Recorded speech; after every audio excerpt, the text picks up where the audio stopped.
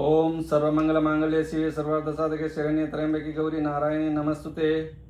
ఈరోజు ఫోన్ ద్వారా అడిగిన ప్రశ్నలకు జవాబులు, అదే మా యూట్యూబ్ ఛానల్కు వచ్చిన మెసేజ్లకు కూడా జవాబు ఇస్తూ ప్రశ్నలకు జవాబు. ఈరోజు ప్రశ్నల జవాబుల్లో తెలుసుకుందాం. చాలా శ్రోతలు అడగడం జరిగింది, భక్తులు. ఇప్పుడు ఈరోజు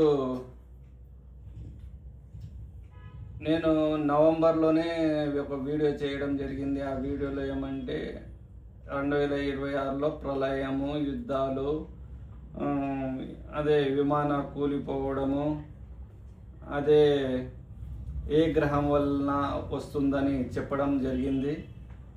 ఇప్పుడు మకర రాశిలో 4 గ్రహాలు ఉండడం జరిగింది ప్రస్తుతం. ఈరోజే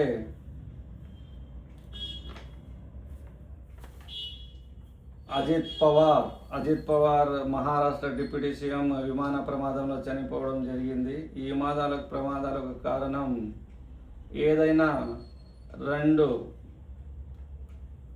రెండు కరెంట్ తీగలను ఒకటేసారి అయినప్పుడు అవి భగ్గుమని పేలడం జరుగుతుంది. అదే మన ఎక్కడయ్యా అంటే మకర రాశిలో కుజు రవి కాంబినేషన్.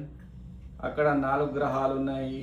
ఈరోజు 28వ తారీఖు జనవరి 28, 2026. అక్కడ ఎందుకంటే ఆయనది కుంభరాశి, ఏళ్ళనాటి శనిలో ఉన్నాడు కాబట్టి ప్రమాదం జరిగింది. ఆ రాశి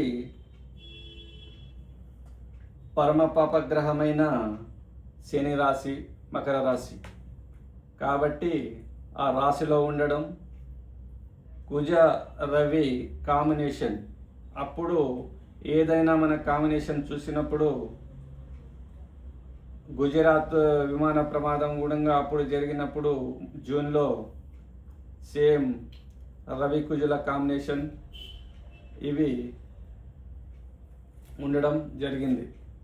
అదేవిధంగా ఇప్పుడు ఫిబ్రవరి, మార్చిలో కూడా చాలా యాక్సిడెంట్లు ఎప్పుడైతే ఈ మకర రాశిలో పోయినాయో అప్పటి నుంచి కార్ యాక్సిడెంట్లు కూడా ఈ మధ్యలో చాలా జరుగుతూ ఉన్నాయి. రోడ్ ప్రమాదాలు. అదేవిధంగా ఒక శ్రోతుడు అడగడం జరిగింది, రామ్ చరణ్ గారి ఇప్పుడు పుట్టబోయేది మగ పిల్లగాడ ఆడపిల్ల అని. ఇప్పుడు ఆమె బిడ్డ జాతకం ప్రకారము మేష లగ్నం, మగపిల్లగాడే పుడతాడు 100%. దాంతోపాటు కౌల పిల్లలు కూడా ఉండే ఛాన్సెస్ 90% ఉంది. ఇంకో సోదరుడు అడిగిన ప్రశ్న, ప్రేమ వివాహం చేయడము.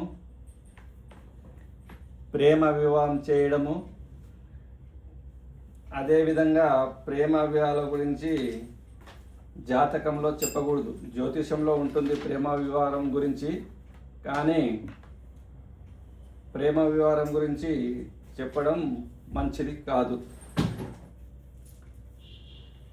అదేవిధంగా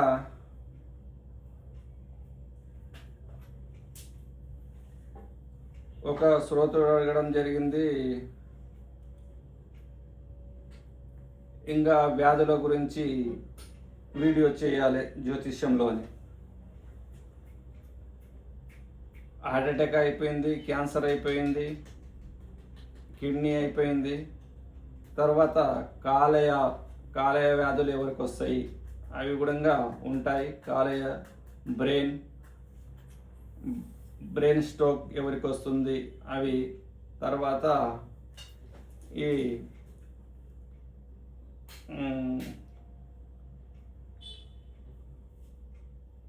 ఈ నరాల వ్యాధి కూడా ఎవరికి వస్తుంది కూడా తర్వాత వీడియోల్లో చెప్పడం జరుగుతుంది.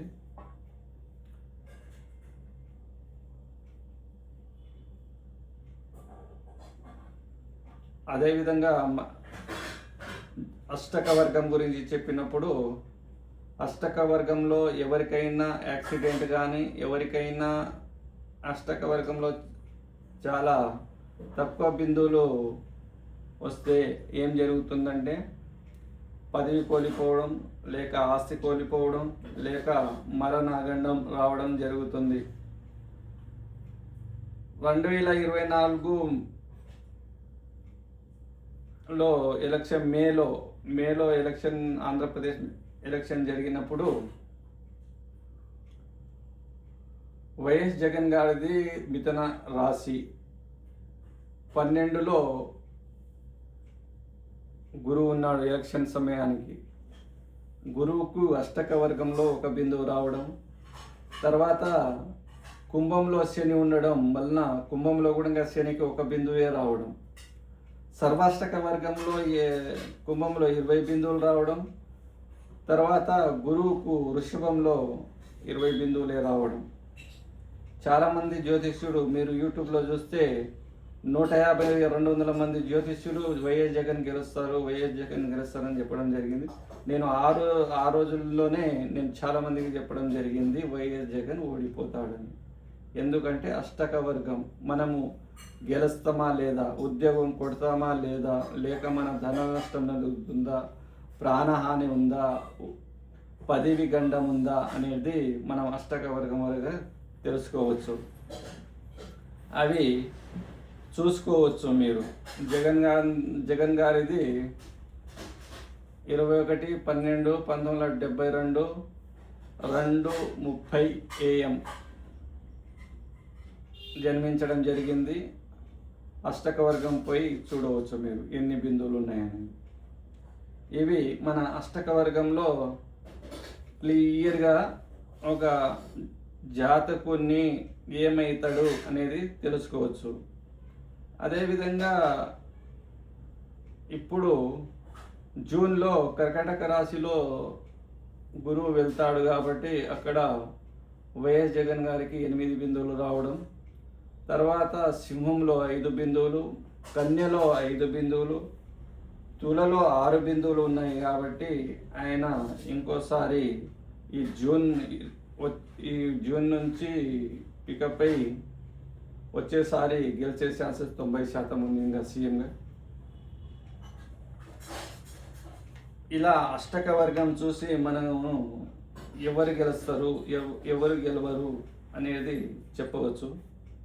ఎవరికి ఉద్యోగం వస్తుంది అష్టక వర్గం ద్వారా, ఎవరికి ఎప్పుడు ఉద్యోగం వస్తుంది అవి కూడా చెప్పవచ్చు.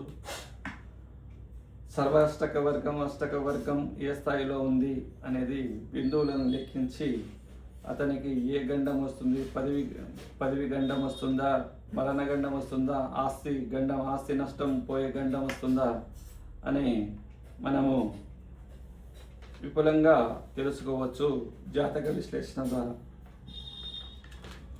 అదే ఈ యూట్యూబ్ ఛానల్ ఎందుకు ప్రారంభించడం జరిగిందంటే మా ఫ్రెండ్స్ చాలామంది చెప్పడం జరిగింది, నీవు మాకే చెప్తున్నావు కానీ అందరికీ తెలియాలి, అందుకోసం. ఇవి గడిచినవన్నీ చాలా చెప్పడం జరిగింది. ఈ చాలా యూట్యూబ్ ఛానల్లో యుద్ధం వస్తుంది 2000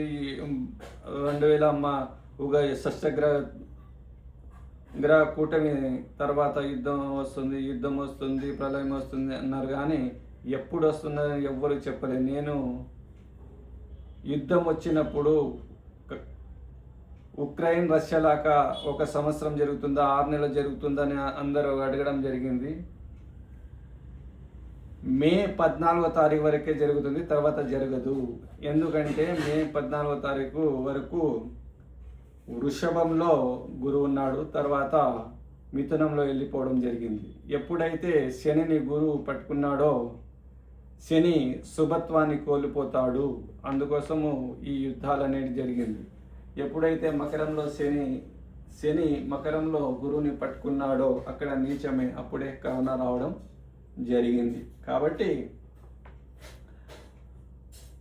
అది చాలామంది భయాందోళన గురి కావడం జరిగింది. కానీ అది 13వ తారీఖే ముగిసిపోయింది యుద్ధము. తర్వాత ఏమీ జరగదు. అది అంటే మనము ఏదో 10 చెప్తే ఒకటి జరిగితే నేనే చెప్పినట్లు అది చెప్పుకుంటున్నారు యూట్యూబ్లో. అది కాదు, మనం ఎప్పుడు ఏ సంఘటన జరుగుతుందని అది డేట్తో సహా మనం చెప్పడం జరుగుతుంది.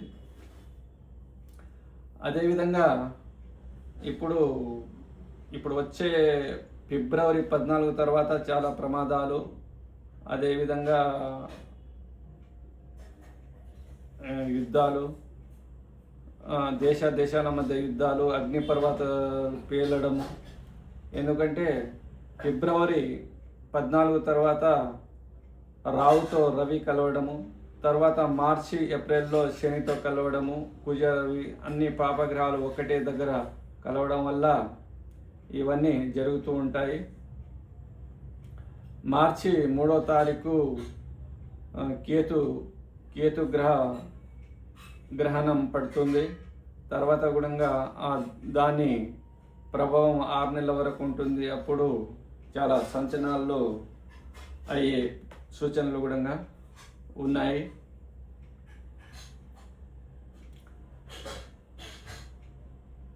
అందుకోసము మీ అష్టక వర్గం చూసుకొని జాతకంలో మీరు జాగ్రత్తగా ఉండాలి. మీకు ఏదైనా ప్రమాదం పొంచి ఉంటే దానికి పరిహారాలు, ఎక్కడ దూర ప్రాంతాలకు వెళ్ళకుండా ఇంట్లోనే ఉండడము చాలా మంచిదని కోరుకుంటున్నాను నేను.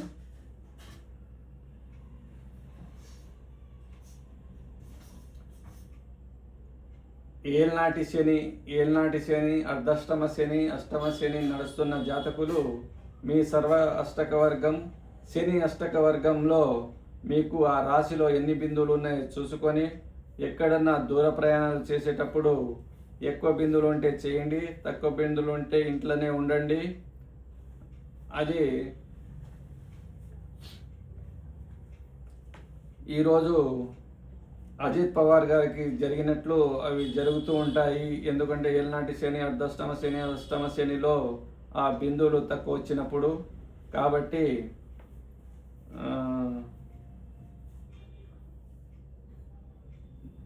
ఫిబ్రవరి, మార్చ్, ఏప్రిల్, మే వరకు చాలా జాగ్రత్తగా ఉండాలి. తర్వాత మేలో ఏప్రిల్ దాటితే కుజగ్రహం, రవిగ్రహము శని రావులకు దాటి మేషం, వృషభంలో వెళ్ళిపోతాయి. కాబట్టి అంతవరకు కేర్ఫుల్గా ఉండాలని కోరుకుంటూ ఈ వీడియోని ముగిస్తున్నాను.